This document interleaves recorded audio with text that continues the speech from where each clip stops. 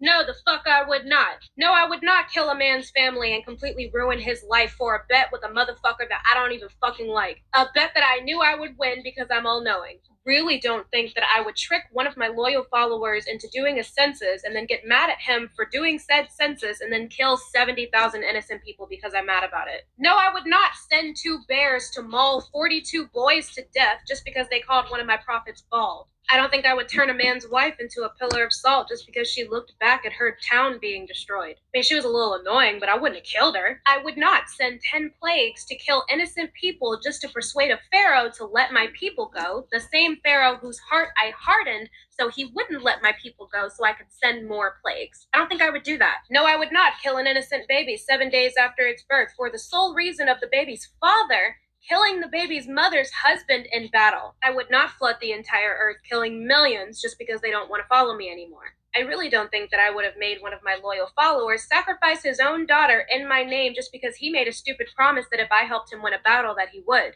Matter of fact, I wouldn't have even helped him win the battle to begin with. Fucking weirdo. I definitely wouldn't send a disaster to kill my own people because they were worshiping other gods, and then tell them that when they call out to me, I'm not going to answer them. Definitely wouldn't order the stoning of a man, his wife, his sons and daughters, and his donkey and sheep, along with the destruction of everything that he owned, just because the man stole some gold that was promised to me. A being in the sky that has absolutely no need or use for gold. And I really don't think that I would try to kill one of my most loyal followers ever for the sole reason of him being scared to talk in front of people. That is until that man's wife cuts off their son's foreskin, and that just makes everything right as rain. And those are just some stories that I've covered in my The Bible Doesn't Make Any Sense series. Should I continue?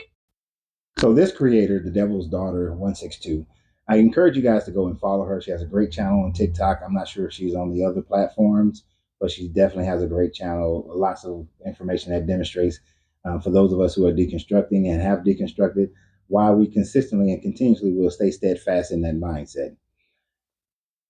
She just demonstrated, and I'm glad her generation is doing this.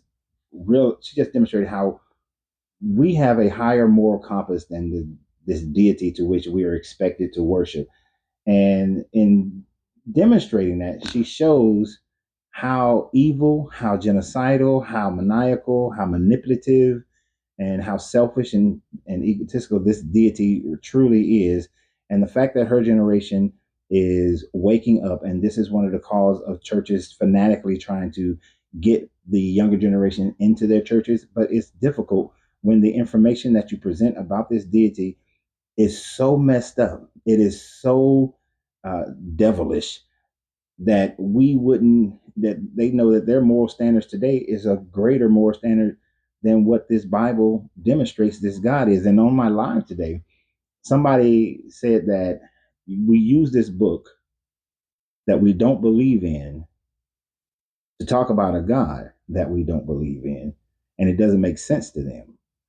It makes complete sense because in order to know that you should walk away from a situation or a person or a being, you have to know the person, you have to know the being. And in the way that this being is described in this book, it demonstrates that any being that would do the things that it has done and that it claims to have done, that it is not worth or not worthy of anyone's worship, and nor is it worthy of anyone's trust to worship this deity because it consistently and continuously changes its mind, changes the goal, move the goalpost in order to be with it in this heaven. But that heaven is all based on a threat of you going to hell. So yeah, we read this book, we understand this book, we see the being as it is being described in this book, and recognize that it is very, very low on the moral totem pole. So y'all have a great day. And remember always, you got to free yourself to be yourself because your greatness is non negotiable. Good journey, good vibration.